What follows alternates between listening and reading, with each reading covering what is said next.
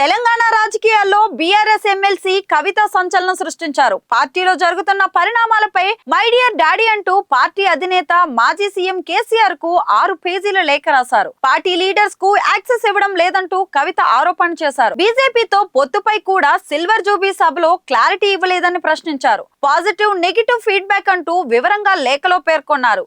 బీజేపీపై 2 నిమిషాలే మాట్లాడడంపై అనుమానం వ్యక్తం చేశారు. బీజేపీ వల్ల తాను చాలా బాధపడ్డానని పేర్కొన్నారు. బీజేపీని టార్గెట్ చేసి ఉంటే బాగుండేదని ఆశాభావం వ్యక్తం చేశారు. మొన్న ఎమ్మెల్సీ ఎన్నికల్లో మనం పోటీ చేయకుండా బీజేపీకి మద్దతు ఇచ్చామన్న మెసేజ్ కాంగ్రెస్ బలంగా తీసుకెళ్లిందని, ఆ పొలిటికల్ సినారియోస్ ను అడ్రస్ చేయడానికి స్పెసిఫిక్ ప్రోగ్రామ్స్ గైడ్ లైన్స్ ఇస్తారని అంతా భావించనున్నారు. ఇప్పటికైనా 1 నుంచి 2 ప్లీనరీ పెట్టాలని కోరారు. ఎస్సీ వర్గీకరణపై ఎందుకు నోరు లేదని ప్రశ్నించారు.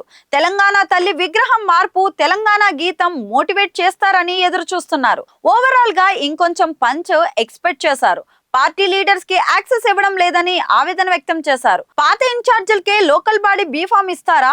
2001 నుంచి పార్టీలో ఉన్న వారిని వేదికపై మాట్లాడనివ్వరా అని అడిగారు. వాక్స్ బిల్లుపై మాట్లాడి ఉంటే బాగుండేదన్నారు. బీసీలకు 42% కాటా అంశాన్ని విస్మరించారని పేర్కొన్నారు.